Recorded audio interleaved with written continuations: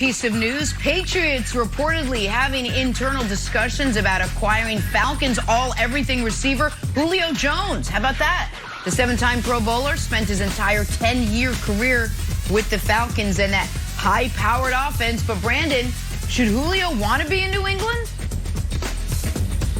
Absolutely not. I mean, as a wide receiver, especially a veteran wide receiver, you got to look for the perfect spot. I'm sorry, Wilds. I know this is your team, and it could be, exciting for you guys. But for Julio Jones, why would you want to go to a situation where you guys are running it play after play after play if it's Cam Newton? Cam Newton, there's times last year where you guys, only had 77 yards passing or 80 yards passing. Hell, Julio Jones, for the most part of his career, is averaging 120 yards, like a game. So that's not a great fit for him. And then if it's not Cam Newton, which I believe it is, now you have a rookie quarterback in there, and you have to go through that maturation process and him, going through that learning curve. So if I'm Julio Jones, this is not a place where I would want to go or entertain. Now, the cool part about it is Bill Belichick calling you, so you definitely take the call, you hear him out, but at the end of the day, you hang up the phone, you tell your agent, man, go find somewhere else for me. I really like the San Francisco 49ers. I don't think they'll make a move,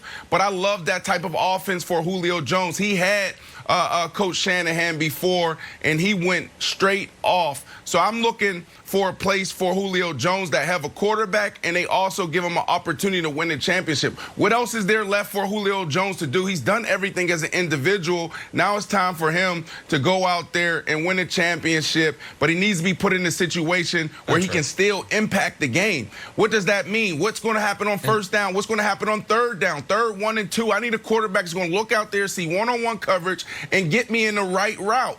Red zone. Julio Jones for years been getting crushed for not being able to put up huge numbers in the red zone. So I need an offensive coordinator. I need a quarterback that's going to put me in the right spot when I get to the red zone so I can impact the game that way. We're talking about 10-plus touchdowns, and this is not the right spot. I'm sorry, KW, but the Patriots is not a great landing spot for Julio.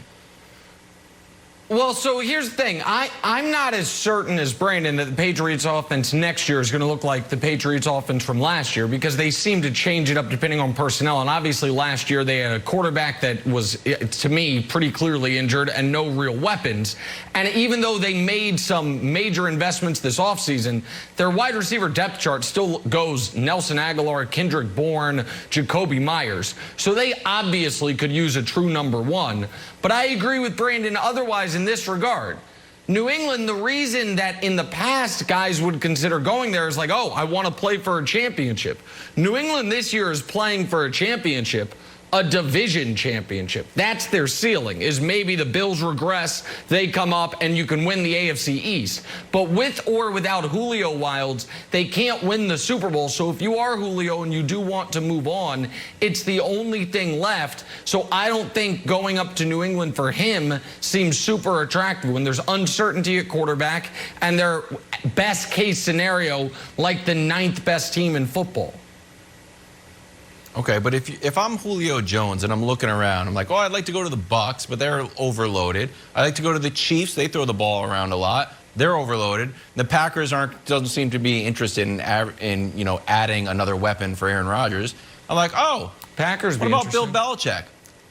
That would be interesting. I just don't know if the Packers pulled the trigger on it. So yeah. I obviously love it as the resident Patriots fan. To me, Brandon, the other kind of storyline here is this would be the biggest vote of confidence in Cam Newton that we've seen. I vote for Cam Newton like out of my heart. I know the other players like Cam Newton because they're sort of remembering the old Cam Newton. But if a #1 guy said, you know what, I want to catch passes from Cam Newton, that would make me feel super confident that last year was an aberration and Cam's shoulder's okay and he was going to sling it around this year.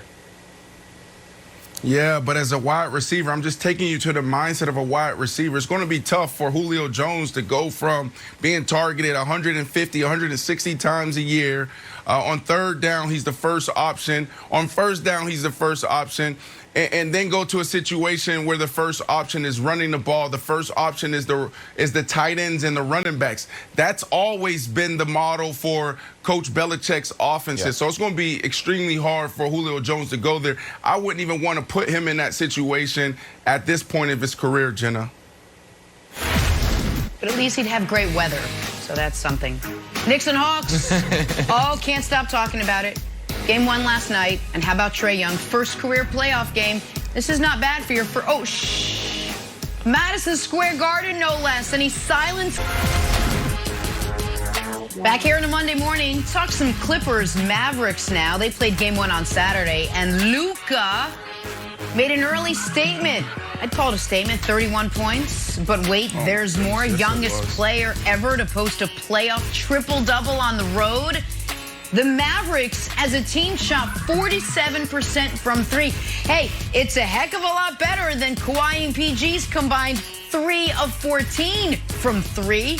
But Paul George says not to worry. Yeah, we got this. Take a listen.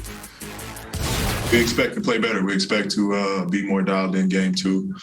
We're not looking at it as just because of who we have. We're expected to win it. We got the same pressure as every team that's in this. It all comes down to who's the last team standing, and that's just the pressure every team goes through. It's no different than how we're approaching this. We want to be the last team standing, regardless of however many games it take or how tough the road is. Fact of the matter is, man, we want to be the last one standing. So we got to be better for game 2, and I plan on this team bouncing back. Nick, I'd imagine this came as a bit of a surprise to Clippers fans. How should those fans feel? Totally fine? Slightly concerned? Maybe panic mode? How should they be feeling this morning? Oh, somewhere between panic, more than concern, not yet panic. But same old story, same old Clippers. Got a fourth quarter lead, and then it's gut check time.